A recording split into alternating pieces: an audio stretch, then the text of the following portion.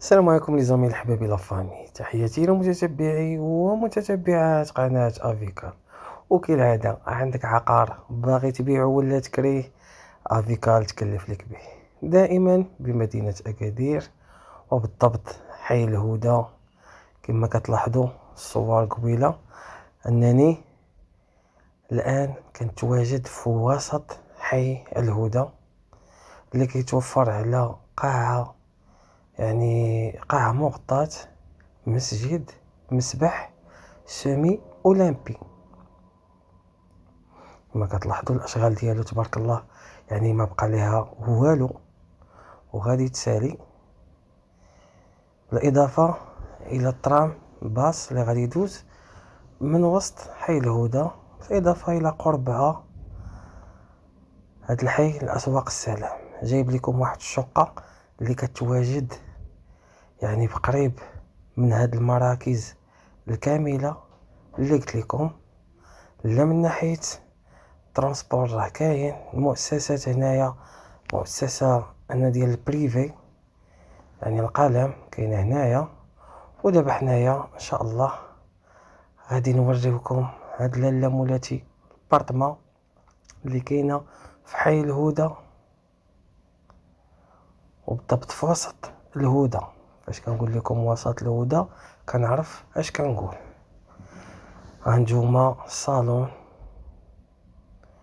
الدار الا جيت نقول لكم راه عندها جوج فرصادات، فرصادة أمامية وخلفية. كما كتشوفوا دو فاصاد اوبوزي. المساحة كاينة، خاص شوية يعني تعاود تروطابا. كاينين دي تخيك اللي غادي تإليميناو باش يعني تزيد تكبر لابارتمون. المهم راه هاد الشقة عائلية هازة العائلة، حيت المساحة ديالها اللهم بارك 80 متر مربع. جات في الريد شوسي طالع. هانتوما هنايا كتشوفوا، هنايا عندنا لي بلاكار في لي شومبر غادي نشوفوهم، وحتى الاضاءه كما كتلاحظوا ان لا شومبر مضويه، اي بلاصه مشيت ليها غادي نلقاها مضويه. وكما قلت لكم الشقه راه ما عمرها تكرات، ماليها ديريكت. هنا هاد لا شومبر الثانيه هما داروها جلسه ثانيه، هي راه لا شومبر اون فون. هنا عندنا لي بلاكار اللي دابا غادي تشوفوا هنايا. الصالون كامل المساحه ديالو بالبلاكارات كما قلت لكم، والاطلاله على الجرده. هذه هي الميزه ديالها، انها كتطل على الجرده. كما قلت لكم على حساب لي تخيك اللي غادي تزادو ديال الاستيتيك، يعني بحال دابا كاين دابا العود اللي ما يبغيش العود غادي يدير الام دي اف، يعني وفي الدوش يعني ولا الالومنيوم. شوف تبارك الله لا شومبر بارونطال كي دايره، اللون دارو فيه زوين، واحد لو تيب اللي كاين يعني تيب سامبل زوين. وكما قلت لكم راها مشمشه، واخا ريت شوسي راه كما قلت لكم طالع، ولكن راه لابارتمون راه كما كتشوفوا الاضاءه ديالها الحقيقيه، ما شاعلين ضو، مخليين الضو ديال الله. هنا عندنا هنا البلاصه ديال فيها الشوف وماكينه الصابون وطواليط وحده اخرى. داكشي علاش قلت لكم كاينين دي تريك اللي غادي تبدلو وغادي يعطيونا. بحال هنايا راه سويت بارونطاز، راه ما نعاودش لك، غادي تكون تضرب كامله، تولي واحد لا سويت خطيره تبارك الله. راه 4 بياس راه ما يدار. كما قلت لكم هذه راه كاينه في حي الهدى بمدينه اكادير.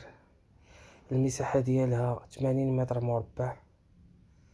كما كتلاحظوا انها ابارتمون راه باقا نقيه، يقدر الواحد اللي ما باغيش يصلح راه يسكن ديريكت، واللي باغي اصلا يدخل شويه من اللمسه ديالو راه ضروري من اي واحد فاش كياخد ان بيان كيدير اللمسه ديالو فمرحبا.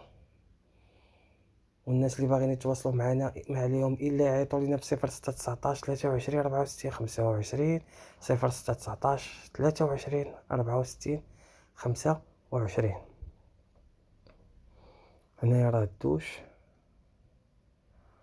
يعني كنعطيكم التفاصيل ديال هاد الشقة.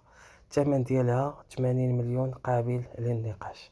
الناس هما ليها كيقولوا 80 قابل للتفاوض، يعني كيبقى لكم البيع والشراء بيناتكم. ومرحبا بالناس اللي باغين يتواصلوا معنا ويجيو يشوفوا هاد لو بيان. راه كما كنقول لكم راه جا في بلاصه زوينه ووسط حي الهدى. كما قلت لكم راه لا كويزين خاصه شويه تموديفيا. الان عاوتاني راه غادي نمشيو على برا باش تشوفوا الجنبات ديال هاد الشقة والموقع ديالها.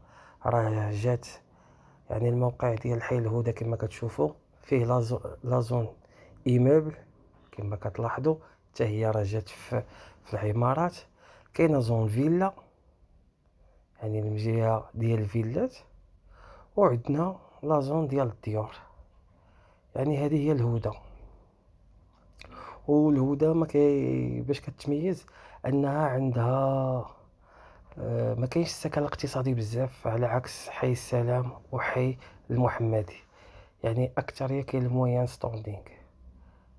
يعني السكن الاقتصادي في حي الهدى يعد على رؤوس الاصابع.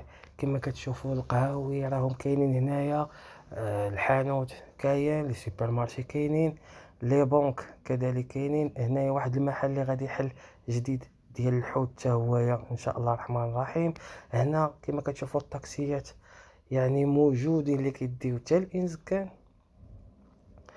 هنايا المدرسه على يدينا يعني اليمين. وهذا الطريق حتى هي راه طريق رئيسيه ديال حي الهدى. نتمنى انني جبت لكم عقار في المستوى، خصوصا الناس اللي كيقلبوا على حي الهدى، فانني جبت لهم هاد الشقه من عند اصحابها مباشره. وكما قلت لكم الثمن كيقولوا 80 مليون قابل للتفاوض. يعني الناس باغين مع من يجلسوا في الطبله ويحددوا الثمن بيناتكم. راه كما كنقول لكم ما عندناش مع تحت الطبله ولا مضطر يقول لي جيب لي قدا وقدا. انا كنطلب قدا وقدا وجيب لي قدا وقدا، داكشي ما كنديروش. والناس اللي تعاملوا معنا راه كيعرفوا هذه المساله ولله الحمد.